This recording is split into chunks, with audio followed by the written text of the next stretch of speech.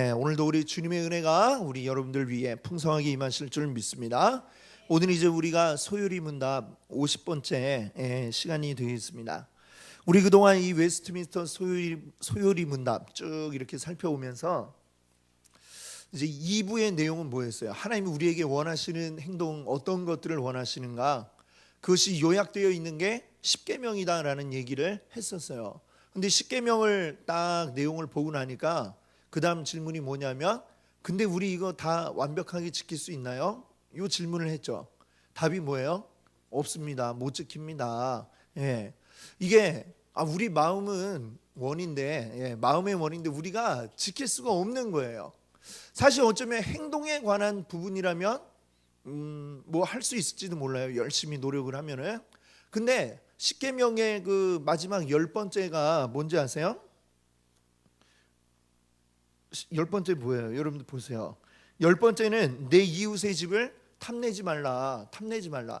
탐낸다는 건 이게 뭐예요? 행동일까요? 아니면 마음일까요? 그렇죠. 마음. 우리 마음에 일어나는 어떤 작용입니다. 그럼 내 마음에 탐내지 말라. 그게 내가 노력하면은 사라지나요? 사라지지 않죠. 이거는 순간적으로 내 마음에 드는 생각을 사람이 통제할 수가 없어요. 내 마음에 드는 생각까지 어떻게 내가 딱 미리 차단하고, 이게 사람이 되지가 않는 거죠. 좋은 집을 보면 갖고 싶다 나도, 이런 생각이 들고, 멋진 차 누가 타고 탁 나타나면 나도 타고 싶은데, 뭐 이런 생각이 들고, 그게 사람의 어찌 보면 우리의 본성이에요. 본성. 남들이 나보다 좋은 거 갖고 있으면 나도 그런 거 갖고 싶고, 누구 돈 많다, 나도 그만큼 갖고 싶고, 이 욕심이 우리 안에 이미 들어가 있어요. 그래서 우리는 자연스럽게 이거를 어길 수밖에 없습니다. 하나님의 명령을. 내 이웃의 집을 탐내지 말라 했지만 그럼에도 불구하고 탐내고 있는 게 우리고, 그걸 내가 조절을 할 수가 없다라는 거죠. 그러면 어떻게 하느냐? 뭐 이것뿐만이 아니라 행동으로 하는 것도 사실은 못 지키는 게 너무나 많고요. 그럼 어떻게 해요? 이거 못 지키면 어떻게 돼요? 그 다음에 우리는 죄인의 결과는 뭐예요? 죄의 값은 사망이라, 죽음으로. 그리고 그냥 육신의 죽음만을 이야기하는 게 아니라 영적인 영원한 죽음, 지옥불에 던져진다라고 이야기하는 것이죠. 그럼 어떻게 해요? 왜 하나님 우리에게 지키지도 못할 거를 이렇게 주고 그냥 다 우리 죽일 셈입니까? 이렇게 따질 수밖에 없겠죠. 근데 너무나도 놀라운 거는 하나님께서 이 죄로 인한 죄의 결과로 이어지는 이 하나님의 진노, 그것을 피할 길을 열어놓으셨다라고 이렇게 얘기를 하고 있죠. 그 피할 방법이 뭐냐? 그것을 위해서 우리에게 하나님이 요구하시는 게 3가지가 있었습니다. 그게 뭐예요? 하나는 믿음이 있어야 되고, 그 다음에 회개, 그 다음에 또 뭐가 있어야 되느냐? 하나님께서 우리 외적으로 확인하고 알 수 있는 그런 외적인 수단들을 마련해 놓으셨다. 이 3가지죠. 믿음과 회개와 외적인 수단.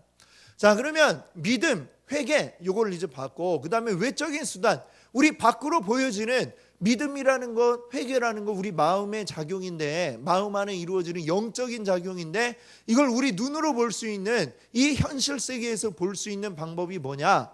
그게 하나님이 준비하신 외적인 수단이다 그랬어요. 이것도 역시 3가지가 있습니다. 3가지가 뭐예요? 말씀, 성례, 기도, 요 3가지다 이렇게 말씀했죠.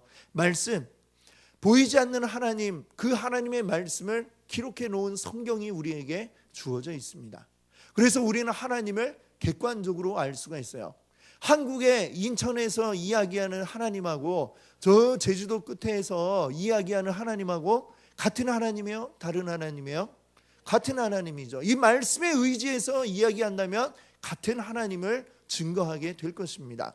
미국에서 전하는 하나님이나 저 아프리카 끝에서 전하는 하나님이나 이 말씀만 의지해서 이야기한다면 우리는 동일한 하나님을 이야기하게 되는 것이죠. 그래서 우리에게 객관적으로 하나님을 알 수 있는 분명한 방법으로 하나님의 말씀, 성경을 우리에게 주셨죠. 그래서 이 성경이 중요하고요. 그 다음에 또 2번째로 우리 눈에 보여지는 거 뭐가 있어요? 성례. 성례는 뭐하고 뭐예요? 성찬과 세례, 요 두 가지가 성례입니다. 예. 가톨릭에서는 이보다 더 많은 7성례 이런 걸 주장하지만 성경이 말하고 성경이 가르치고 있는 것 딱 두 가지만 이 개신교는 이제 그것을 인정하고 있죠. 그게 바로 성례와 그다음에 성례래. 예, 성찬과 세례, 성찬과 세례 이 두 가지죠. 예, 그것을 우리 눈으로 보고 확인하면서 우리 믿음을 확인할 수 있다라고 우리에게 주신 겁니다. 그다음에 이제 마지막으로 이제 살펴볼 게 이제 바로 기도. 세 번째가 기도죠. 기도에 대해서 이제 우리가 이야기를 하는데, 근데 하나님이 우리에게, 예수님이 먼저 우리에게 기도의 모범을 보여주셨어요. 우리 지난주에는 기도할 때 우리가 어떻게 해야 되는가, 이 손 생각나세요? 네, 손. 네, 잘 생각 안 나시는 것 같은데 다시 자 보세요. 처음에는 이거 뭐예요? 네, 하나님을 불러야 돼요. 우리 기도 누구한테 하느냐? 하나님한테 하죠. 하나님. 그다음에 하나님한테 뭐예요? 감사합니다. 그다음에 또 하나님 앞에 우리 죄를 회개합니다. 이게 세 번째 손가락이에요. 그다음에 네 번째는 이웃을 위해 기도합니다. 그다음에 다섯 번째는요, 나를 위해서 또 기도합니다. 그 다음에 마지막에 여기 구멍 누구예요? 예수님의 이름으로 기도합니다. 이렇게 해가지고 요 6가지 순서에 의해서 우리가 기도한다. 이게 기도의 기본이다. 이 말씀을 드렸습니다. 그래서 기도에는 회개와 감사와 그리고 또 간구가 이렇게 중간에 들어가죠. 그리고 누구에게 하냐? 하나님께. 그 다음에 누구 이름으로 하느냐? 예수님의 이름으로. 이것이 이제 빠지면 안 된다라고 했습니다. 근데 이제 이것이 이제 기도에 필요한 중요한 요소고요. 그다음에 예수님이 그러면 어떻게 기도할 건지에 대해서 기도의 모범을 보여주신 게 있죠. 그게 뭡니까? 바로 주기도문입니다. 주기도문. 그래서 주기도문이 나오는 그 마태복음에 보시면은 예수님 뭐라고 먼저 얘기하시냐면, 그러니 너희는 기도할 때 이렇게 하라라고 하면서 하늘에 계신 우리 아버지여, 이렇게 시작이 되고 있죠. 너희는 기도할 때 이렇게 하라. 제자들에게 너희 기도할 때 니들 마음대로 막 하지 말고 제일 좋은 기도의 스탠다드, 딱 모범이 되는 걸 내가 너희에게 줄 테니까 이런 식으로 기도해 라고 주신 게 바로 주기도문입니다. 자, 그럼 주기도문을 한번 보시면은 주기도문을 좀 약간 이렇게 내용을 구분을 할 수가 있어요. 어떻게 나눌 수가 있느냐 하면, 먼저는 기도 시작할 때 앞부분 머릿말 부분이 있습니다. 머릿말. 하늘에 계신 우리 아버지야, 이렇게 하는 게 이제 머릿말에 해당이 되고, 그 뒤에 보면은 내용들이 나오는데 하나님 앞에 간구가 나오고 있습니다. 간구. 하나님 앞에 이렇게 이걸 바랍니다. 이걸 구합니다. 간구가 나오는데 몇 가지가 나오냐면 총 6가지가 나오고 있어요. 6가지 간구를 하고 있습니다. 그리고 맨 마지막에 이제 결론이, 이제 이 기도의 결론 끝부분이 이제 나오고 있고요. 그래서 이 간구, 처음에 머릿말이 나오고 간구가 6개가 있고 마지막 결론, 이렇게 끝맺게 되는데, 이것도 또 좀 자세하게 이제 생각을 해보면 간구가 6개잖아요. 6개를 또 둘로 나눌 수가 있습니다. 어떻게 나눌 수 있느냐? 앞에 3개, 뒤에 3개로 나눌 수가 있습니다. 앞에 3개는 어떤 것들이냐면, 우리가 구해야 할 하나님의 영광에 대한, 하나님에 대한 부분이 앞에 3가지 간구로 나오고 있습니다. 그 다음에 뒤에 3개는 뭐냐? 우리 자신을 위해서, 우리를 위해서 우리가 구해야 할 것들 3가지로 이렇게 나오고 있어요. 십계명도 보면 둘로 나눌 수 있었죠. 십계명 1계명부터 4계명까지는 누구에 대한 거야? 하나님에 대한 내용들이고, 5계명부터 10계명까지는 누구에 대한 거야? 우리 자신에 대한 그러한 내용들이 있었습니다. 이것처럼 이 주기도문도 역시 어떠해요? 둘로 나누어서 하나님에 대한 간구, 그 다음에 우리에 대한 간구로 이렇게 나눌 수가 있다. 이렇게 우리가 크게 이 내용을 구분을 할 수가 있는 것이죠. 자, 그러면 이제 오늘은 이제 100번, 100문을 이제 볼 건데요. 거기에 보면 주기도문의 머릿말 부분이 어떠한 내용인가, 여기에 대해서 이야기하고 있습니다. 자, 100문을 한번 볼게요. 주기도문의 머릿말이 우리에게 무엇을 교훈합니까? 답을 한번 같이 읽어보겠습니다. 주기도문의 머릿말인 하늘에 계신 우리 아버지여는 자녀가 도우실 수 있고 도울 준비가 된 아버지에게 나아가듯이 우리가 거룩한 경외와 신뢰를 가지고 하나님께 가까이 가라는 것을 우리에게 가르칩니다. 또 우리는 다른 사람과 함께 다른 사람을 위해서 기도해야 한다는 것을 가르칩니다. 아멘. 오늘 딱 주기도문에서 하늘에 계신 우리 아버지여, 요 부분에 대해 이제 생각을 하는 거예요. 여기가 이제 머릿말에 해당이 되는데, 자, 하늘에 계신 우리 아버지여 가운데 가장 좀 중요한 단어를 하나 뽑자면 뭐라고 할 수 있을까요? 우리, 그렇죠. 우리래. 아버지요, 아버지. 아버지라는 말이 여기서 좀 가장 핵심 단어다, 이렇게 말할 수 있겠습니다. 하나님이 우리의 뭐냐? 우리 아버지다라는 이야기를 하고 있습니다. 우리가 기도할 때 하나님 아버지 이렇게 기도하니까 이제 믿지 않는 사람들은 기독교인들을 보면서 막 좀 비웃기도 하고 그래요. 뭐라고 하느냐? 야, 니네는 아버지가 둘이냐? 이렇게 얘기하는 사람들도 있습니다. 실제로 조선시대 때, 그때 이제 천주교가 먼저 들어왔었죠. 그 천주교 믿는 사람들이 핍박받은 이유 가운데 하나가 뭐예요? 이 유학자들이 그리스도인들을 뭐라고 불렀어요? 불효자다라고 했습니다. 불효자. 왜 불효자라고 그래요? 우선은 제사를 안 지내고, 그 다음에 자기 아버지가 있는데 다른 거를 또 갖다가 아버지라고 부른다 이거예요. 그러니까 이 사람들은 유교 사회인 조선시대에 용납할 수가 없는 사람들이죠. 아버지가 둘이냐, 거기다 아버지에게 제사도 안 지내고 용납이 안 되니까 다 죽이는 거죠. 그래서 이제 핍박을 받았던 그런 역사가 우리나라 역사에 있지 않습니까? 자, 사람들은 우리가 아버지라고 부르는 게 이게 얼마나 대단한 건지 몰라서 그래요. 하나님을 아버지라고 부른다는 거, 옛날에 우리 홍길동전에 보면 아버지를 아버지라 하지 못하고, 이게 어때요? 굉장한 아주 한으로 남아있잖아요. 홍길동에게.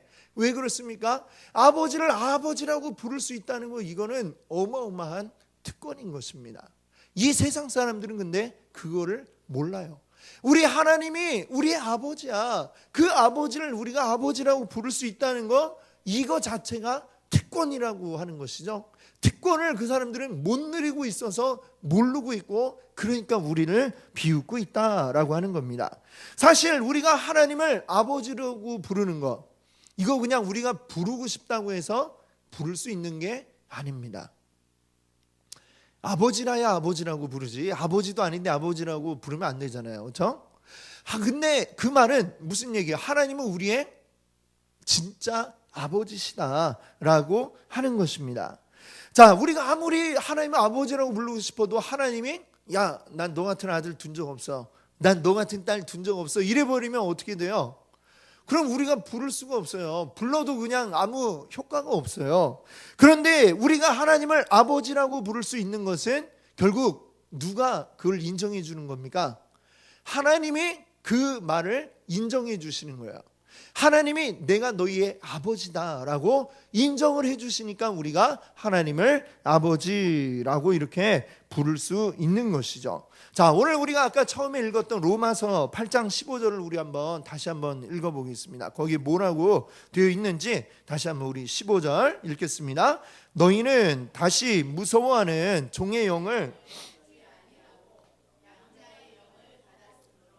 우리가 아빠 아버지라고 부르짖느니라. 아멘. 자, 여기 보니까 우리가 뭘 받았느냐? 양자의 영을 받았다고 그래요. 양자는 어때요? 우리 다 알죠? 양자는 뭡니까? 내가 낳은 친아들은 아니에요. 자, 친자식이 아닌데 그 원래는 남의 자식이죠. 남의 피가 섞인 남의 자식인데 그를 내 호적에 받아주는 거예요. 그리고 원래 내 자녀가 아닌데 내 자녀로 만드는 겁니다. 이게 바로 양자 삼는 거죠. 양자. 하나님, 우리 생각할 때 우리는 원래 성경은 이야기하기를 뭐라고 그래요? 우리는 본래 무엇의 자녀였느냐? 진노의 자녀였다라고 이렇게 이야기합니다. 우리는 진노받아 마땅한 진노의 자녀였는데, 그런 우리를 데리고 와가지고 손잡고 이렇게 툭툭툭 코 흘리고 있는 우리를 데리고 와가지고 이제부터 너는 내 아들이다, 너는 내 딸이다, 내 자녀다, 이렇게 받아주셨다는 거예요. 그게 바로 양자의 영을 우리에게 주셨다는 것입니다. 그렇게 해서 이제 우리가 하나님을 뭐라고 부른다는 거예요? 로마서 8장 15절에 의하면 뭐라고 불러요? 아빠, 아버지라고 불러요. 아빠. 옛날에 요 지금껏 개역 개정인데 그 전에 개역 한글판에는 뭐라고 돼 있었어요? 아바, 아버지 이렇게 돼 있는데 아빠, 아버지라고 이렇게 번역한 게 훨씬 더 이렇게 의미가 사는 것 같아요.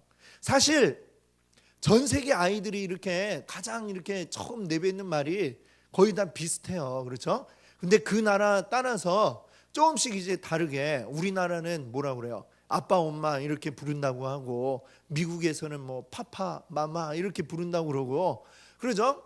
이스라엘에서도 이제 우리랑 비슷하게 그렇게 부른다고 한 거예요. 아바라고 이렇게 부른다고. 그러니까 뭐 거의 비슷하죠. 한국애나 뭐 이스라엘 애나 미국 애나 말하는 건 같은데 그냥 다 이제 부모가 듣기에 자기들이 이렇게 생각한 그 말로 듣는 거죠. 그리고 똑같은 말을 했는데 아빠가 듣기엔 이거 아빠라고 했지라고 하고 엄마가 듣기에는 또 뭐라고 그래요? 아니야 엄마라고 그랬어 지금 이러고 서로 싸우는데 참 의미 없는 일입니다. 근데 그래요. 그러나 어찌 되었건 간에 이 아빠라고 하는 말 이거는 사람이 이제 태어나서 처음으로 이제 입을 움직여서 소리를 낼 때 처음 내는 그 말이 아빠 비슷한 말이죠.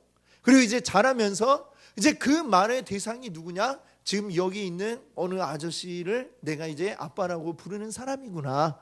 이렇게 그 아이는 점점 인식하고 이 사람은 믿을만해. 이 사람은 나를 위해서 도와주고 내가 울면 달려와가지고 기저귀도 갈아주고 이러는 사람이야 라는 걸 이제 인식하면서 이 아빠라는 단어는 굉장히 그 아이에게 굉장히 이제 친밀한 이런 단어가 되겠죠.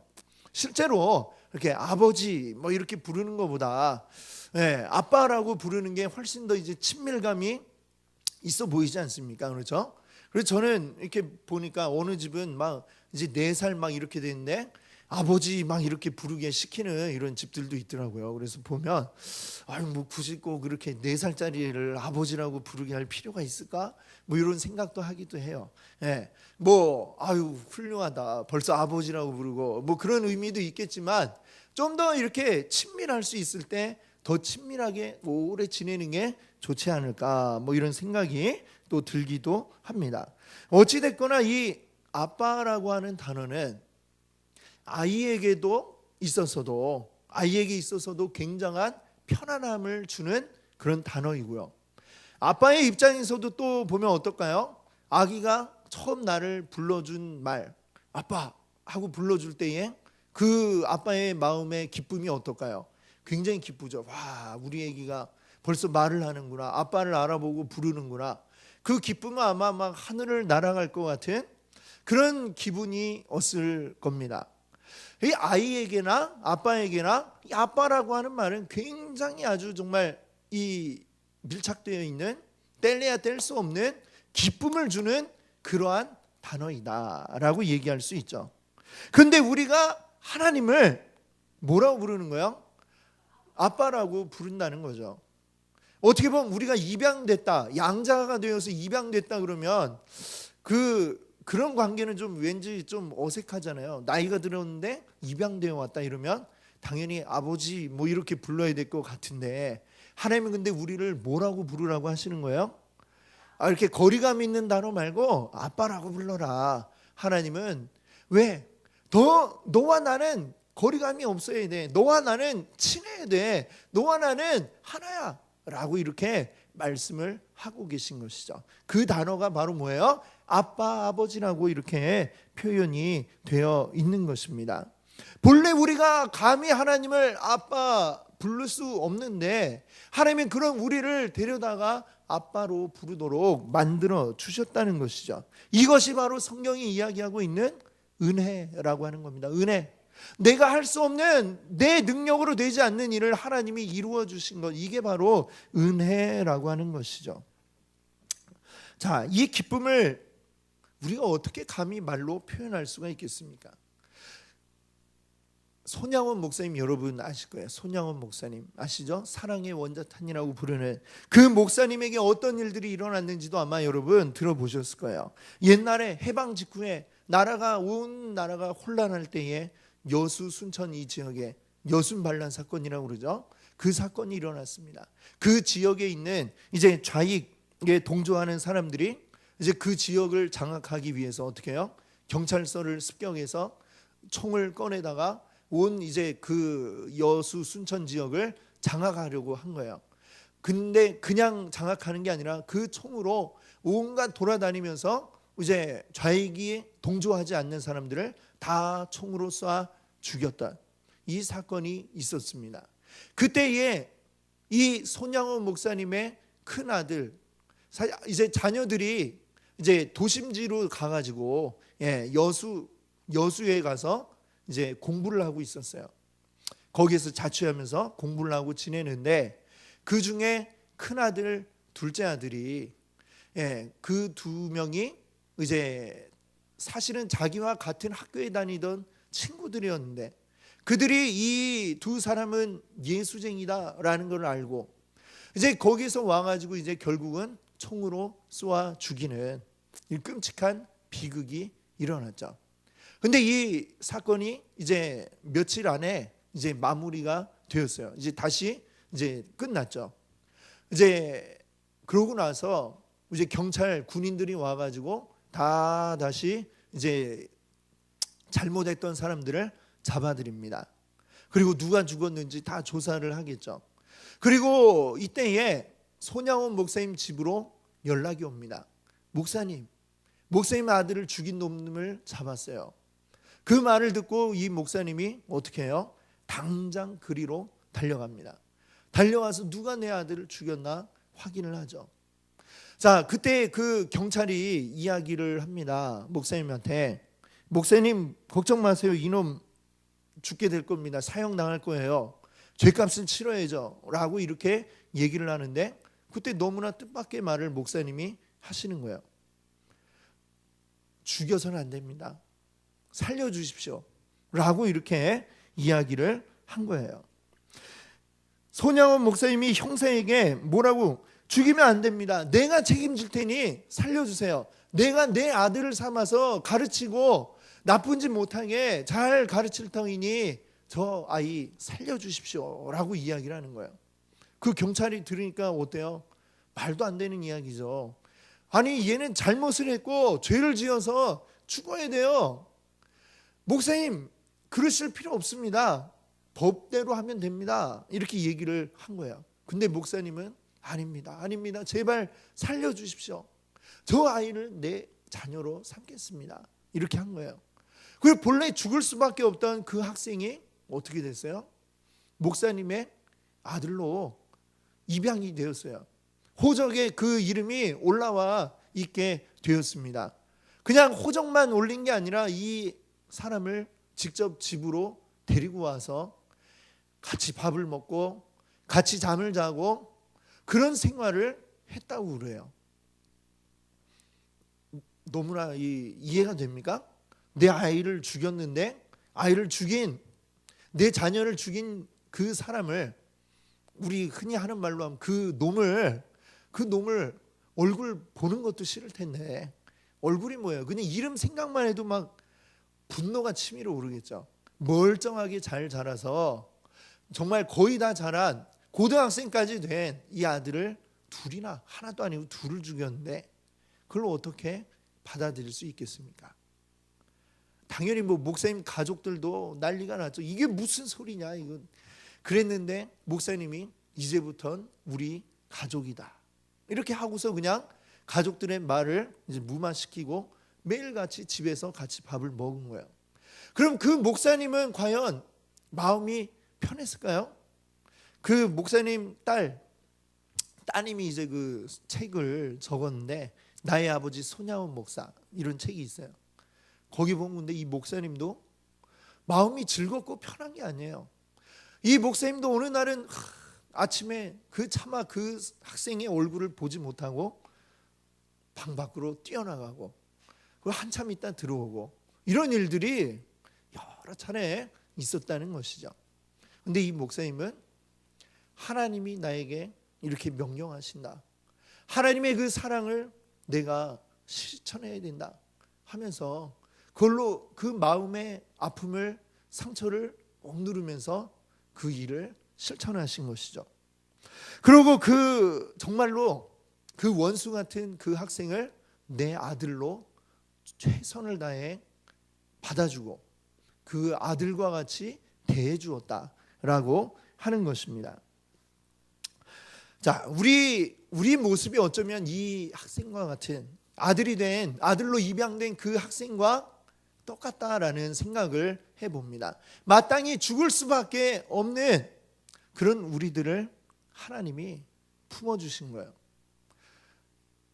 어찌 보면 맞죠. 우리가 하나님의 아들 예수 그리스도를 죽게 만든 그런 법인이 우리잖아요. 우리. 근데 이 하나님은 그런 우리를 꼭 참고 받아주시고 그리고 우리를 아들로 삼아 주셨다라고 하는 것입니다. 그것이 바로 은혜라는 것이죠. 이게 얼마나 큰 은혜입니까? 도저히 이거는 인간적으로 생각하면 될 수 없는 일인데 하나님이 받아주심으로 우리는 아빠, 그냥 아버지가 아니라 아빠, 아버지라고 부를 수 있게 되었다라고 말씀하고 있는 것입니다. 하나님은 이름만 아버지가 아닙니다. 우리의 진짜 아버지가 되어주셨어요. 소율이 문답에서 오늘 그 백문에서 이야기하는 아버지는 어떤 아버지예요? 자녀를 도우실 수 있고 도울 준비가 되어 있는 아버지시다라고 하는 거예요. 자, 아버지가 있어요. 자녀가 아버지에게 도움을 청합니다. 그때 아버지에겐 두 가지가 갖추어져 있어야 됩니다. 뭐가 있어야 될까요? 첫 번째는 이 자녀를 도울 수 있는 능력이 있어야 돼요. 능력도 없는데 좀 도와주세요 이러면 미안하다, 내가 능력이 없다 이렇게 되겠죠. 능력이 있어야 도와줄 수 있어요. 자, 두 번째는 능력만 있다고 되는 게 아니죠. 또 뭐가 있어야 될까요? 도와주고 싶은 마음이 있어야 도와줄 수가 있습니다. 능력은 되는데 야, 내가 좀 귀찮은데 좀 이따가 하자 이러면 많이 해보셨죠? 저도 집에서 우리 집 애들이 저에게 막 뭘 갖고 아빠 이거 좀 도와주세요 그러면 좀 이따 하자 막 이러고 피곤할 때 막 갖고 오면 좀 쉬었다가 이따 하자 뭐 이러고 그러다가 그냥 까먹고 그러면 그냥 못 도와주고 이렇게 얘기하고 보니까 또 굉장히 미안한 마음이 드네요. 그렇죠? 우리 아버지, 집에서의 아버지들이 어때요? 도울 능력이 있어야 되지만 도와줄 마음이 있어야 그 자녀를 도와줄 수가 있어요. 우리 하나님은 어떤 아버지세요? 전지전능하신 아버지라고 그랬죠. 모든 것을 다 할 수 있는 분이에요. 그러니까 당연히 우리를 도울 수 있는 능력은 있겠고, 그 다음에 우리 하나님 능력만 되시느냐? 우리를 돕고 싶은 마음이 있는 분이다 라고 성경은 이야기하고 있습니다. 우리를 도와주고 싶어 하세요. 정말 우리가 뭘 얘기하면 야, 귀찮게 또 왜 이러니 이러는 게 아니라 그래, 내가 어떻게 도와줄까? 하나를 얘기하면 하나만 도와주는 게 아니라 둘을, 열을 도와주시는 분이 우리 여호와 하나님이신 줄 믿습니다. 여러분, 우리 하나님이 그런 하나님이에요. 늘 우리를 돕고 싶어하는 분이 우리 하나님이세요. 준비를 다 해놓고 기다리고 계세요. 빨리 나를 불러라. 그럼 내가 도와줄게. 근데 우리가 기도하지 않고 하나님 부르지 않으니까 그냥 도와주고 싶은데 못 도와주고 막 기다리고 계시는 하나님이 우리 여호와 하나님이신 것을 여러분들 알아야 된다는 것입니다. 그래서 주기도문 맨 앞머리에 그러니까 뭐라고요? 하늘에 계신 우리 아버지, 하나님은 우리의 아버지세요. 우리를 도와줄 능력도 되고 우리를 도와주고 싶어하는 그 마음을 가지고 계신 아버지, 아버지가 바로 우리 하나님이시다. 그것을 이 주기도문의 맨 앞머리에서 그 아빠에게 기도해라 이렇게 이야기하고 있는 것이죠. 자, 근데 오늘 그 백문의 그 답을 보시면 맨 마지막에 또 하나를 더 얘기하고 있어요. 뭘 얘기합니까? 또 우리는 그 뒤에 뭐라 했어요? 다른 사람과 함께 다른 사람을 위해서 기도해야 한다는 것을 가르칩니다. 이게 어디에 이런 얘기가 나와 있어요? 하늘에 계신 우리 아버지요? 거기 어디에 이런 부분이 있어요? 뭘까요? 어디가 그런 것 같아요? 하늘 계신 우리 아버지. 이 넷 중에 뭐가 그걸 얘기하는 것 같아요? 우리, 그렇죠. 우리 하늘에 계신 우리 아버지. 하늘에 계신 내 아버지여가 아니라 우리 아버지라는 거예요. 우리 아버지. 오늘 여기 계신 우리 모두의 우리의 아빠 아버지가 하나님이신 것을 믿습니다. 우리는 하나님을 내 아버지라고 부르지 않아요. 우리 아버지라고 부릅니다. 하나님을 아버지라고 부를 수 있는 은혜는 우리 성령에 의해서 이곳에 있는 우리 모두에게, 우리가 곧 뭘까요? 우리가 뭐예요? 자녀인데 우리를 뭐라고 부를까요? 다른 말로. 그러니까 자녀 말고 뭐라고 또 부를까요? 우리들이 주님 믿는 사람들이 이렇게 한 사람, 두 사람, 세 사람, 네 사람 이렇게 모여 있으면 그거 뭐라고 불러요? 그렇죠. 교회라고 부르잖아요. 교회. 우리가 곧 뭐예요? 우리가 곧 교회라고 하는 겁니다. 하나님은 우리를 부르셔서 나를 부르신 게 아니라 우리를 부르셔가지고 우리를 묶어가지고 어떻게 하셨어요? 하나로 묶어서 교회라고 하는 공동체로 만들어 주셨습니다. 이제 우리는 기도할 때에 어떻게 기도하는 거야? 하면은 나를 위해서 기도하는 게 아니라 우리로서 우리는 기도하는 겁니다. 우리라고 하는 이 교회 공동체의 일원으로서 우리는 함께 기도한다는 것입니다. 작게는 지금 우리 함께 모여있는 이 연수 초대교회, 그리고 더 나아가서는 이 한국의 모든 믿는 사람들, 또 더 나아가서는 전 세계의 모든 사람, 믿는 사람들, 더 크게는 과거로부터 현재 미래에 이르기까지 모든 하나님을 믿는 이 사람들이 다 우리 아버지라고 부르고 있는 것이죠. 그 안에서 우리는 우리니까 지금 여기 있는 우리도 우리고, 지금 또 다른 곳에 있는 그 우리들도 우리고, 또 과거에 1000년 전에 2000년 전에 있었던 그 우리들도 우리고, 그 우리가 됨으로 인해서 우리는 전부 다 하나의 공동체 교회가 되었다라고 하는 것입니다. 자, 하나님은 우리 사람을 공동체로 거하도록 만드셨어요. 사람이 혼자 있는 것을 보니, 이제 처음에 아담만 만드셨을 때 하나님이 뭐라고 하셨어요? 그가 독처하는 걸 보니 좋지 않더라, 이렇게 하셨죠. 그래가지고 어떻게 하셨습니까? 하와를 만들어 주셨잖아요. 아담 혼자가 아니라 하와와 함께 이렇게 지내도록. 그래서 함께 돕는 배필로 하와를 지어 주셨다, 이렇게 말씀하고 있습니다. 하나님도 처음부터 어떻게 계셨어요? 혼자 계신 게 아니라 삼위 하나님으로 같이 함께 계셨다라고 하죠. 하나님이 그렇게 함께 계시기 때문에 우리도 역시 따로따로 개인적으로 믿는 게 아니고 우리가 모여서 함께 하나가 되어서 하나된 교회를 이루어서 같이 하나된 공동체로 믿음을 가져나가도록 이렇게 만드셨다는 것입니다. 그래서 우리가 기도할 때에, 자, 아까 손가락 이렇게 하면서 뭐라고 그랬어요? 네 번째는 뭐예요? 내 이웃을 위해서 기도합니다. 이게 네 번째죠. 이게 왜 들어갑니까? 왜 들어갈까요? 왜 나를 위해 기도할 시간도 부족한데 왜 다른 사람까지 위해서 기도해요? 그 이유는 뭐예요? 그가 남이 아니라 하나의 공동체이기 때문에 그런 것입니다. 나 개인이 존재하는 게 아니라 우리로서 존재하기 때문에, 그래서 함께 우리를 이루고 있는 다른 사람들을 위해서도 우리가 기도해야 한다는 것이죠. 그것이 온전한 하나님 앞에 드리는 기도이다라고 하는 것입니다. 나만을 위해서 기도할 때에 그것은 온전한 기도가 안 될 가능성이 많습니다. 왜? 나만 위해서 막 기도하다 보면 자꾸만 나에게 빠져들어가요. 나에게 빠져들어가서 그것은 어떻게 되느냐? 이기주의로 넘어가게 됩니다. 나 잘되게 해주세요. 나 성공하게 해주세요. 근데 이 세상 가운데 성공이라는 게 뭡니까? 이 세상, 이 자본주의 사회에서 내가 성공하면 다른 사람을 짓밟고 올라가야 내가 성공하는 사회가 지금 오늘날 우리가 살고 있는 이 사회죠. 우리가 이제 얼마 전에 수능 시험도 있고 그랬지만 수험생들을 위해서 기도할 때도 우리가 잘해야 온전한 기도가 될 수 있어요. 무조건 합격시켜 주시옵소서 막 이렇게 하면, 예. 근데 모든 수험생들이 다 하나님을 믿었다고 해봐요. 그러진 않겠지만, 그리고 전부 다 막 좋은데 합격하게 해주세요 그러면, 그럼 하나님은 어떻게 해야 됩니까? 만약에 그런 사태가 생기면 그럼 도대체 이걸 어떻게 해야 되겠어요? 결국에는 성적순으로 될 수밖에 없겠죠. 그렇죠?